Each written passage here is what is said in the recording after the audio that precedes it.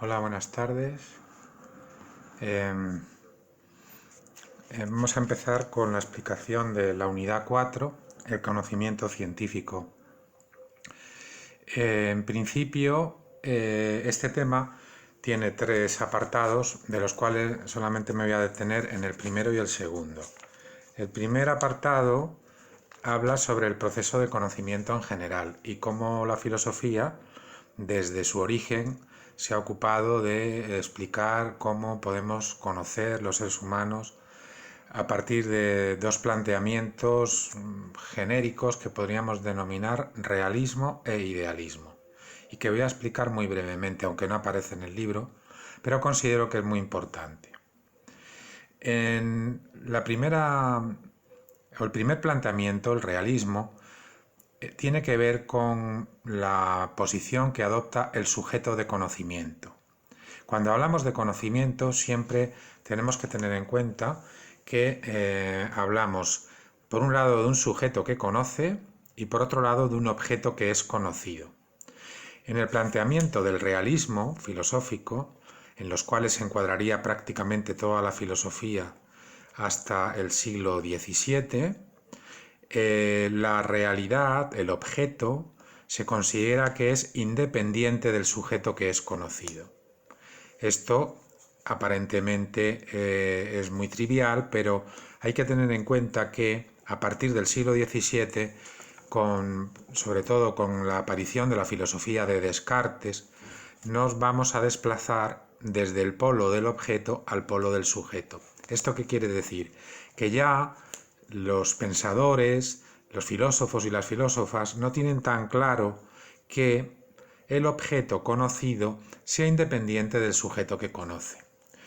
En este momento irrumpe lo que consideraríamos como el idealismo, es decir, el sujeto transforma en el proceso de conocer, transforma, elabora y, por lo tanto, en algunos casos podríamos hablar de que distorsiona el objeto que es conocido. Por lo tanto, aparecen dudas sobre si realmente en el acto del conocimiento estamos conociendo realmente al sujeto o de alguna manera lo estamos distorsionando o deformando. Entonces, si os quedáis con este esquema, por un lado realismo y por otro lado idealismo, a lo largo de este año podréis ir comprendiendo diferentes planteamientos filosóficos. Así pues, repito, en todo acto de conocimiento tenemos un sujeto que conoce y un objeto que es conocido. En el realismo, el objeto conocido tiene mayor relevancia porque el sujeto de alguna forma lo que hace es reproducir como si fuera un espejo lo que hay fuera de él. Es como si el sujeto o la mente que conoce o el alma que conoce simplemente reproduce la realidad que está fuera. Sin embargo, con el idealismo tenemos al contrario que el polo del sujeto tiene mayor importancia y entonces ya el conocimiento de alguna forma se constituye en un problema porque ya no estamos tan seguros de que al conocer la idea que tenemos en la mente reproduzca fielmente lo que es conocido. Bien, dicho esto, en el libro, en la unidad 4, comienza el punto 1 con lo que denomina el proceso del conocimiento. Y nos habla de una primera distinción entre el conocimiento sensible y el conocimiento intelectual. Aquí hace una distinción entre los pensadores denominados racionalistas y los pensadores llamados empiristas. Tenemos los racionalistas y los empiristas. Esto hace referencia a cómo explican el origen del conocimiento. Para los racionalistas, el conocimiento surge de la razón humana y fundamentalmente la mayoría de ellos piensan que estas ideas que tenemos en la razón son innatas, es decir, no aprendidas, las traemos ya al nacer. Por ejemplo, Platón hablaba de que el alma tenía en su interior una serie de conocimientos, de ideas que arrastraba de su viaje, porque Platón creía en la reencarnación, lo que él denominaba la transmigración de las almas. Es decir, al morir el alma viajaba por un espacio hiperuránio, lo llamaba él, es decir, un espacio que estaba en el cielo más allá de esta tierra y aproximadamente tardaba unos 30.000 años en volver de su viaje y reencarnarse en otro cuerpo. Entonces estas almas traían ya incorporados, podríamos decirlo de esta manera, incorporadas unas ideas innatas, unas ideas que no eran aprendidas a través de la vida, de la experiencia, sino que ya las incorporaba el alma. Por eso Platón pensaba que conocer era recordar lo que ya se sabía de vidas pasadas.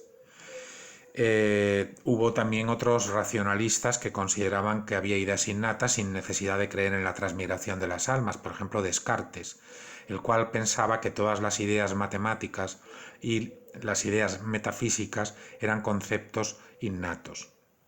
Por otro lado, los empiristas piensan que el origen del conocimiento proviene de nuestra experiencia.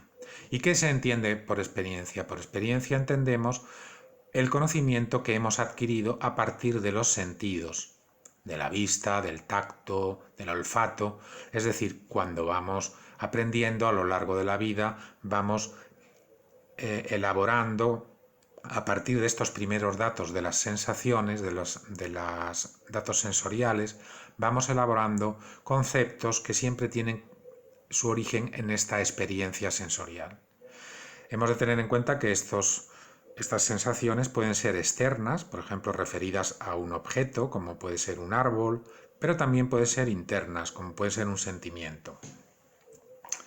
Bien, de alguna manera, tanto los racionalistas como los empiristas entienden que las ideas son intuidas, y aquí hemos de distinguir entre intuición intelectual e intuición sensible. Ambas, la intuición siempre se refiere a la captación inmediata, ya sea de una idea, en el caso de la intuición racional, o bien de una sensación, en el caso de la intuición sensible. Hay críticas para ambas posiciones, porque de alguna manera son posiciones muy radicales. Por un lado, no admitir la experiencia como origen de muchos de nuestros conocimientos, pues es problemático, porque establece una distinción de alguna manera entre dos realidades, la racional y la que proviene de la experiencia. Y por otro lado, pensar que todos los conocimientos que obtenemos son a través de la experiencia es ingenuo, porque hay muchos conceptos que de alguna manera hoy podemos decir que vienen incorporados en el cerebro, ¿no? Como por ejemplo conocimientos profundos de la lengua, que no es necesario que aprendamos, sino que de alguna manera cuando somos niños y aprendemos un lenguaje, nadie nos lo enseña ni lo adquirimos a través de la experiencia, sino que de alguna forma hay unas estructuras en nuestro cerebro que permiten el aprendizaje del lenguaje. Hubo un filósofo llamado Kant que, aunque en su origen, en sus inicios, pensaba que el racionalismo tenía razón frente al empirismo, sin embargo, cuando leyó a un autor que se llamaba David Hume, él despertó de lo que denominaba su sueño dogmático, y entonces quiso dar una explicación que de alguna manera tomara partes de la teoría racionalista y partes de la teoría empirista. La filosofía de Kant se ha denominado idealismo trascendental, porque el sujeto toma una relevancia importante frente al objeto conocido, como vamos a explicar ahora. En el libro os habla de que el conocimiento siempre es el resultado de dos procesos de síntesis. Por un primer proceso, los datos que provienen de la sensación son elaborados a partir de unas sensaciones puras que él denomina formas a priori de la sensibilidad, que son no otra cosa que el espacio y el tiempo. ¿Esto qué quiere decir? Aunque aparentemente es muy complejo, a lo que se refiere Kant es que el espacio y el tiempo no son percepciones, no las percibimos. Nosotros no percibimos el espacio y el tiempo, sino que de alguna manera todas nuestras experiencias acerca de objetos físicos están enmarcadas en un espacio y en un tiempo, pero el espacio y el tiempo los pone el sujeto, por decirlo así. Es decir, que no podemos tener una experiencia del mundo ni de nosotros mismos si no lo hacemos de una manera temporal, nosotros ponemos ese tiempo antes, ahora y después, pero no es que el tiempo sea objetivo y exista fuera de nosotros, sino que es el sujeto el que establece ese orden temporal. Lo mismo ocurre con el espacio, es decir, todo lo que percibimos lo percibimos de manera espacial, en 3 dimensiones, pero Kant duda de que la espacialidad sea una propiedad del mundo físico, sino que es una forma a priori, que quiere decir anterior a toda experiencia, del sujeto. Por lo tanto, el espacio y el tiempo son maneras de representarnos la realidad, pero que ponemos nosotros como sujetos.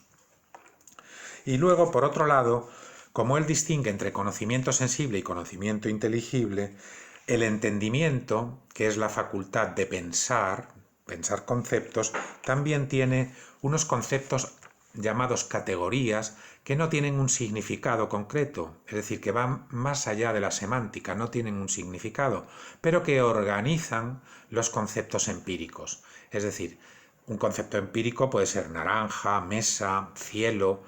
Estos conceptos empíricos se organizan en una serie de estructuras intelectuales llamadas categorías, de las que Kant menciona categorías como la causa, categorías de relación, la sustancia también es considerada una categoría, pero de alguna manera os tenéis que quedar con la idea de que estos conceptos puros, llamados categorías, son formas en que el entendimiento humano organiza todos los conceptos empíricos. Por lo tanto, al final, de alguna manera, el proceso del conocimiento, según Kant, tiene 2 fases. En una primera fase hay una recepción pasiva de los datos de los sentidos, que son elaboradas o transformadas mediante el espacio y el tiempo en percepciones.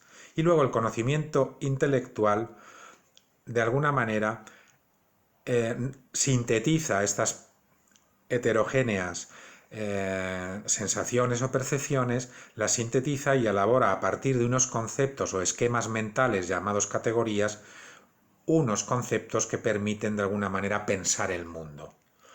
Lo más interesante de Kant es que él descubrió que de alguna forma hay conceptos o categorías que nos pueden llevar a errores, ya que exceden nuestra experiencia de los sentidos. Por ejemplo, para Kant, el alma es un ejemplo de un concepto extraempírico y podemos, por lo tanto, engañarnos y pensar que podemos acceder a un conocimiento sobre el alma, cuando en realidad sobre el alma no hay ninguna manera de aplicar un conocimiento científico, porque carecemos de la posibilidad de observar el alma. Nadie observa el alma humana. Por lo tanto, Kant pensaba que era un concepto que ni filosóficamente ni científicamente podíamos aprender nada sobre él. Bueno, ahora vamos a pasar a otra parte. En el apartado 1.2 nos habla de la experiencia. Es un concepto muy importante desde un punto de vista filosófico. Aquí en el libro nos dice que, en un sentido coloquial, cuando hablamos de experiencia, hablamos de una serie de situaciones vitales que a lo largo de la vida hacen que ampliemos nuestro conocimiento y nos permitan, digamos, tener mayor inteligencia práctica. Por ejemplo, si hacemos un viaje, como pone aquí, es un ejemplo muy interesante, si hacemos un viaje, conoceremos nuevas costumbres, formas distintas de comer, nuevos platos, nuevos paisajes, nuevas culturas. Todo eso formará parte de nuestro acervo biográfico y nos enriquecerá. Pero esto no es una experiencia científica. La experiencia científica, de alguna manera, trata de explicar la realidad. No puede ser simplemente una colección muy fragmentaria de saberes, sino que siempre la experiencia científica va a tratar de encontrar una explicación para los fenómenos, averiguar las causas de los fenómenos y de esta manera dotar de un sentido a la experiencia que tenemos del mundo. Y en este tipo de experiencia científica hay 2 conceptos que son muy importantes: hipótesis y experimento.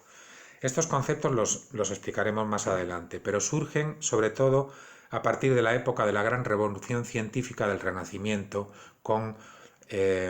sobre todo en la astronomía. Curiosamente, de alguna manera, la astronomía fue la primera ciencia moderna, ¿no? Y Galileo, el máximo exponente de este método en donde se utiliza la hipótesis y el experimento. Bueno, entonces vamos ahora a un apartado muy interesante que es percepción, abstracción y conceptualización, que ya he dicho en clase que es muy importante. La percepción es el proceso mediante el cual, a partir de los datos que provienen de nuestros sentidos, llamados sensaciones, de alguna forma organizamos esos datos que en un principio estarían aislados y los organizamos en perceptos, que son mucho más ricos. Por ejemplo, si yo percibo una manzana, de alguna manera en mi mente no se me representa por un lado su color, por otro lado su sabor, por otro lado su olor, por otro lado su forma, sino que obtengo una imagen en donde todas esas sensaciones, color, forma, sonido, etc., se agrupan dotadas de un significado que sería en este caso la percepción de un objeto como es una manzana. Es muy interesante hoy en día la teoría de la percepción en psicología, pero nosotros no podemos aquí extendernos mucho. Sí que es muy importante que veáis que a lo largo del desarrollo de la psicología, en su origen, hubo dos corrientes importantes. Esas dos corrientes fueron, por un lado, la Gestalt, que en alemán significa forma o figura, y por otro lado, el asociacionismo, que básicamente provenía del empirismo de Hume, que había hablado de unas leyes de asociación de las ideas.